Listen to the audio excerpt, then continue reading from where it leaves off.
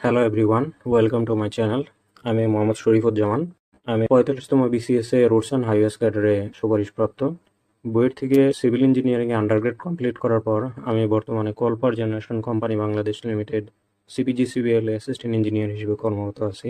অনেকদিন থেকেই বিসিএস এর সিভিলের প্রিভিয়াস ইয়ার কোয়েশ্চেনগুলোর সলভ নিয়ে আসার একটা ইচ্ছে ছিল আমার, কিন্তু নানা ব্যস্ততার কারণে সময় করে উঠতে পারা হয়নি। তো আজ যখন শুরু করলাম তখন ভাবলাম আমার স্ট্রং হোল্ড স্ট্রাকচার নিয়েই শুরু করি। আসলে সিভিল ব্যাকগ্রাউন্ড থেকে যারা বিসিএস দিয়ে থাকেন তাদের বেশিরভাগই জেনারেল ফোকাস করে থাকেন, আর তাই সাবজেক্টিভে খুব একটা সময় দেওয়া হয় না। আমরা সবাই জানি এই সাবজেক্টিভের 200 মার্কসের 80 মার্কসই থাকে হচ্ছে স্ট্রাকচার থেকে। আর স্ট্রাকচারের এই 80-এর মেজর একটা পোর্শনই থাকে হচ্ছে ম্যাথমেটিক্যাল কোয়েশ্চেন।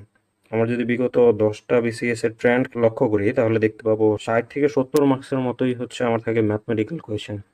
আর সময় কম দেওয়ার কারণে হচ্ছে আমরা অনেকে ম্যাথ প্র্যাকটিস করি না বলে এই নাম্বারগুলো এনশিওর করতে পারি না অনেক। কিন্তু একটু চিন্তা করলে দেখবেন এই ম্যাথমেটিক্যাল মার্কস বেশি থাকাটা একটা ব্লেসিং।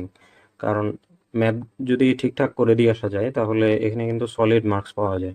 আর তাই স্ট্রাকচারে সময় দেওয়াটা মোটেই লস প্রজেক্ট না, এখানে টাইম দেওয়াটা মোস্ট প্রফিটেবল আমার মতে। বিগত বিসিএস কোয়েশ্চেনগুলোর মেথড ভিত্তিক আলাদা সিরিজ প্লেলিস্টের মাধ্যমে আমি কিভাবে অল্প সময়ের মধ্যে সর্বোচ্চ মার্কস এনশিওর করতে পারবেন তা পর্যায়ক্রমে নিয়ে আসবো। আশা করি সাবস্ক্রাইব করে আমার চ্যানেলের সাথেই থাকবেন নিয়মিত আপডেট পেতে। ধন্যবাদ।